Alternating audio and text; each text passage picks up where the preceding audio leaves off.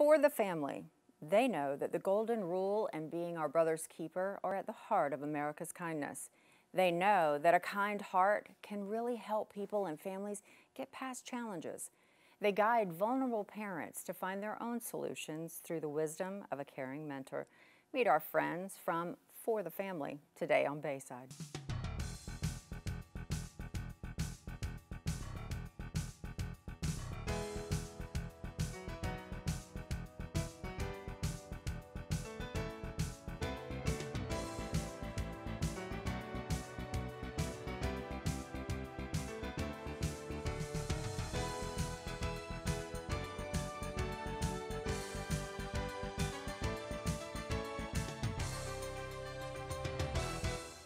Good morning and welcome to Bayside. I'm your host, Shelley Sanders. It is such a pleasure to have this next group on, an organization that's just doing beautiful things and something that's so needed and certainly never been more needed, I don't think, until now, really and truly. Really? The emphasis is on now.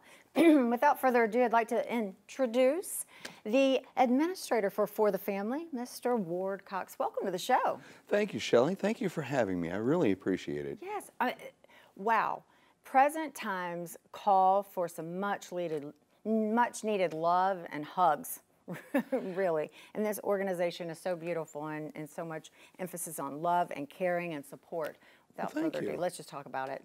Well, you know, and it's funny because obviously the pandemic draws our attention to what we're missing. You know, we're missing human contact. Gosh, I miss seeing crowds in sporting events. It drills down to everything that we're missing. And one thing that I hope happens is that people realize that caring and kindness are elements that have gone kind of missing in the midst of everything that's been going on before the pandemic. So perhaps now we will realize the void that exists and try to correct it by making kindness more of a societal practice and more recognizable than perhaps it's been in recent years. For sure. And I think we're all longing for a little bit more of that. And I agree with you. Yes, bring back, come on, we need some crowds at least a little bit, certainly at our sporting events. Kind of weird to see all the fake people in the crowd, in the stands. So at the risk of getting sidetracked, let's bring it back. How did it start for the family? How did it start? Why did it start? How long has it been around? Well, For the Family's been around since the late 1990s, actually, and it began at a crossroads. I had been working in fundraising and public relations and basically building community awareness for a nonprofit agency. And they decided, ironically enough, that they did not want to have a public image.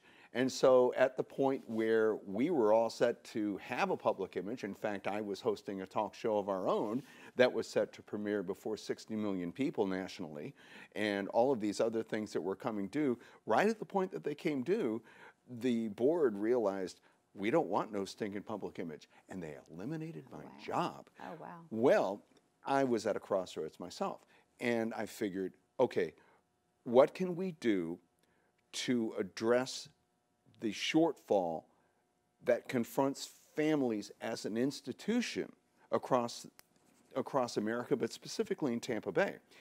And so I decided that instead of just going for another job, that it would be important to address some of the trends that I saw that impacted families in a negative context, and began For the Family initially with our mentoring program that addresses dilemmas before they reach the point of crises by having people who have been there and done that through their own life experience help someone else through specifically targeted topics and issues that, if addressed in time, could keep a family from falling off the cliff and needing more mental health care than availability exists in the market. And so we began from that standpoint and then expanded it because our mission is to enable caring people to honor the golden rule by being each other's keeper. Well, that covers a lot of ground. So I decided to expand our focus to try to institutionalize kindness as something that needed to be honored, nurtured, respected, and most importantly, engenders. Because people are kind in their own lives, but there's not enough awareness of the kindness that we all share, to the point where if you see someone, you know, just in passing, you might not look in terms of, well, gee, they're a kind person. You might look at them in terms of, okay, what are they trying to put over on me? You know, that kind of negative perception, I think, harms society just by definition. And we want to move past that and instill kindness as sort of a unifying force in a community where we need every unifying force we can, especially given the situation that we face with the pandemic. Certainly. And if I'm understanding you correctly, really embrace kindness and not necessarily politeness, correct? Oh, absolutely. Because there is a difference there. Passing someone on the street, being polite, hi. Well, that's a start. I mean, flashing a smile, you know, obviously, you know, you don't have the opportunity to drill down with everyone you see and be actively kind, but a smile, a kind word, certainly that starts the ball rolling. And then, you know, it's funny because there are so many situations where you can give positive reinforcement, especially today. For instance, grocery workers are on the front lines, and yet they're kind of unsung heroes. We don't really think about it. Well, you know, so I'm shopping in a store, and if I see someone stocking shelves, I'll say, thank you for doing that. You know, you're doing a great job. A little appreciation goes a long way. Positive reinforcement is at the heart of kindness, and that's something that we've moved away from. People decided, I don't know how, I don't know why, that fear is a greater motivator than positive reinforcement. You see it in the political ads, for instance. You know, you don't see building up someone as a candidate. It's more like tearing down the opponent through creating fear and trepidation. Well, that's not a positive trend. And if you look at, for instance, and I'm not going to cast, too great an aspersion, but if you look at popular culture and the direction it's taking, your entertainment, you look at the movies, there are so many elements that are not positive in themes of movies that unfortunately are more popular than I would like them to be. But then by the same token, you have even scenes in television programs, medical programs, police programs, where, you know, there is a lot of misery, a lot of unkindness that is constantly in our face that we have to get past. We have to show that there's another side to life. We need to focus on that other side of life and encourage people that, yes, there is that side, or we're just going to fall apart in terms of conflict, in terms of suspicion, in terms, well, of all the things that unfortunately we're seeing these days. Sure. So not saying that conflict doesn't exist, but let's look at it from a basis of kindness and love and a positive outlook on it versus elaborate on it, if you will. So many things that you've said that are so poignant, and we've got so much to talk about. We should have you on again and again and again every month, that we've got so much to get to. I would be welcome. welcome. For you at home, I'm sure this has piqued your interest at the very least. So you're wondering how to get all this information that Ward and I are talking about. It's going to be on that website right there that you are looking at, strongercommunity.com. That's going to get you to the website that you're looking at right now on your screen, and it's going to give you all the information that Ward and I talk about, and then some. It'll answer questions for you, tell you how you can get involved, should you choose to do so, which, you know, I do every week. I tell you to get out and get involved, so why don't you start there? Check out the website while we go to break.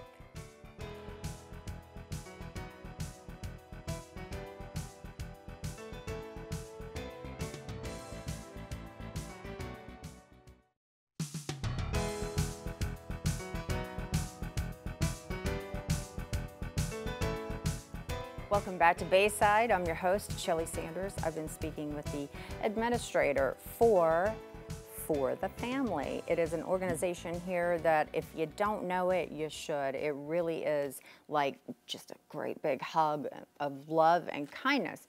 And we have kind of gotten away from that as a society. Just be kind, just be nice. It's good to like smile and feel good and happy. So I've been talking all about it with the administrator, Mr. Ward Cox himself. Now, when we went to break, we were on the path talking about some of the things that, the purposes, the reasons you do what you do. And this kindness of the heart is sort of an overview. It kind of encompasses everything, but there's much more to it than that. So care to elaborate on that and talk about some of the days that really highlight that statement? The first thing to stress is how easy it is to get involved. This is something that any caring person, any caring organization can find a place in. Kindness of the Heart is our overall nationally based, because we're from coast to coast here. We are trying to have people just simply hold up a smartphone video, talk about why their mother is kind, talk about why anyone they know is kind. Whatever they send to forthefamilytampa@gmail.com, that address again, forthefamilytampa@gmail.com, whatever videos they send will be eligible for a Family Flame Award, the way that movies are eligible for Oscars. Now, Kindness of the Heart focuses on nominating someone else. You know, your mother, you know, it could be your brother, it could be someone you know. We have 13 different categories. Every one of them, some video will fit one of those categories. So you nominate someone else under Kindness of the Heart. But meanwhile, you can do your own act of kindness and chronicle it in a smartphone video. Like, I delivered food to a senior center. My friends and I did this. Here's how you could even maybe have a little bit of video about, you know, here we are at the senior center kind of stuff, right? And you can send that, and that will be applied to our National Days of Kindness, which is a seasonal holiday.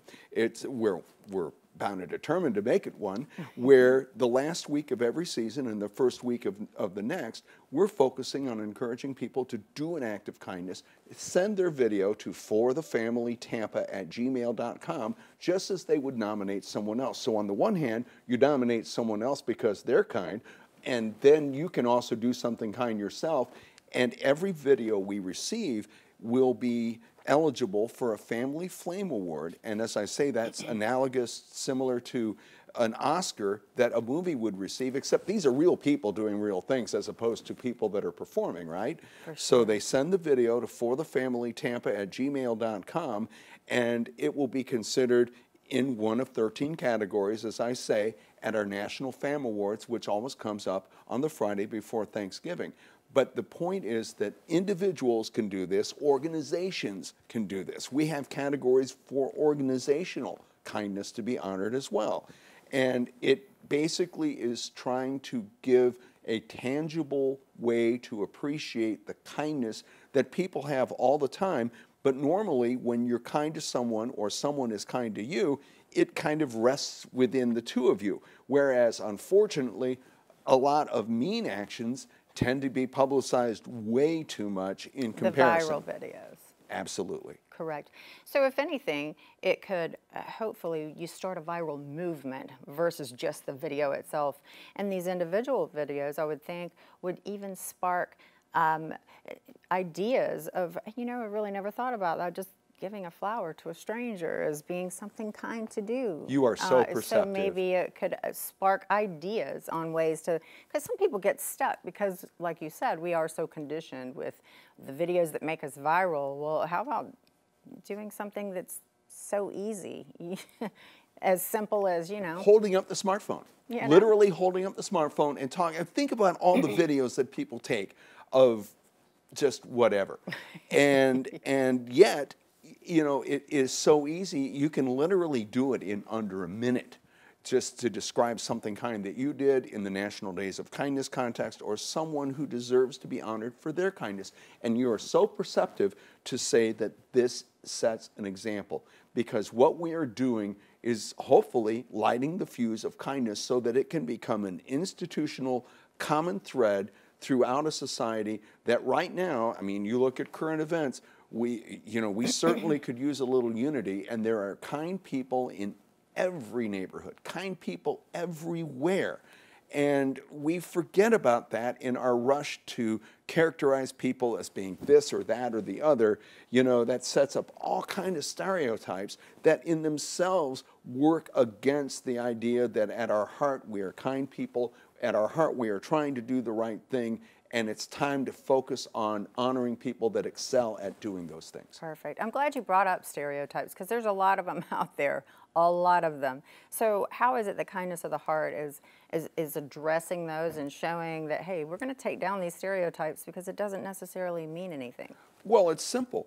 You can see just by demonstrating, and this is very important, the more geographic and demographic diversity we have in the videos we receive, we're able to tear down stereotypes. For instance, there are stereotypes about Southerners that, you know, not in this part of the country, but in other parts of the country where Southerners are viewed in a certain way. Well, if we get enough videos from people living in the South that demonstrate, hey, we're good people too, you know, and obviously with every other region in the country, the same thing. Or, you know, you might, because you've lived the kind of existence where you haven't really been exposed to, for instance, Hispanic people. Right. Or well, I find that that's the bottom line when it comes to stereotypes is really, it becomes a matter of ignorance. And by that I don't mean stupidity, I mean ignorance. You don't know what you don't know. And so lack it of breaks exposure. down, exactly. It breaks down those walls and it gives you some enlightenment like, oh my gosh, they're just like me. How ironic. All right, so you want more information? By all means, you can get that information by going to strongercommunity.com, strongercommunity.com. That will give you a lot more information in addition to what Ward and I are talking about today. And of course, that email address for you in case you're wanting to submit a video is forthefamilytampa@gmail.com. Don't worry, we'll repeat all of that for you. In the meantime, we're going to break, but we'll be back after this, so don't go anywhere.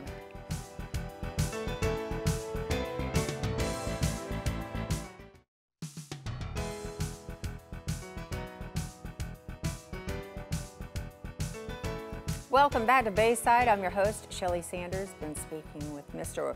Ward Cox, the administrator for the Family. Basically, For the Family, they are just spreading kindness like crazy. And you're going to love it. I love it. If you haven't been tuning in, that's what we're talking about right now. When we left on break, Ward, we were talking about stereotypes and how beautiful it is that these videos that are being submitted, incidentally in many cases, highlight and show and give you kind of a behind the curtain scene of just how alike we are in all these stereotypes. We have in our heads, I think a lot of those stereotypes are what exists. Like, oh, well, this is a Hispanic family, they must interact like this, or wow, she's blonde, she may not be as smart as the rest of us. We all have stereotypes about people and have all heard them. You can't be a victim of one of them, I'm telling you. Everyone has heard stereotypes for something, right? And this is a beautiful thing that breaks down those barriers because, hey, by the way, you're just like I am. We all are like that, Which right? points out the commonality of why we have to instill kindness as a unifying factor, because this is something that everyone practices,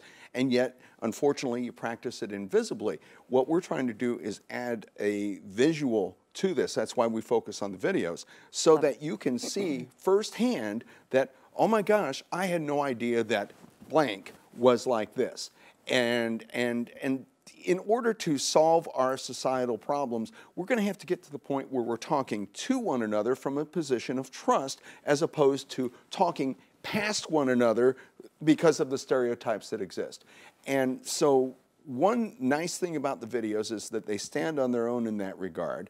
Another nice thing about it is that they are each eligible for a Family Flame Award, and we've set up a system that is very much like the Academy Awards, but even stronger in my view, because it focuses on real people doing real things, unrehearsed from the heart, as opposed to the Academy Awards, which is everything that is not that. Well, so tell me, when and where is this and what happens during these awards real okay, quick? the Family Flame Awards, as I say, 13 different categories, and the awards ceremony is our Academy Awards of Kindness, which is the National Fam Awards. The 6th annual edition is going to be held on November 19th at the Children's Board of Hillsborough County in Tampa. So it brings Tampa on the map as being, you know, this area. We are the center of kindness. Beautiful. Even though we get videos from all over. You need more information, you're going to go to this website right here, strongercommunity.com. If you want to attend those awards, highly encourage you to submit a video. November 19th, it's all taking place right here in Tampa Bay. All right, we got to go to break. We'll see you in a minute.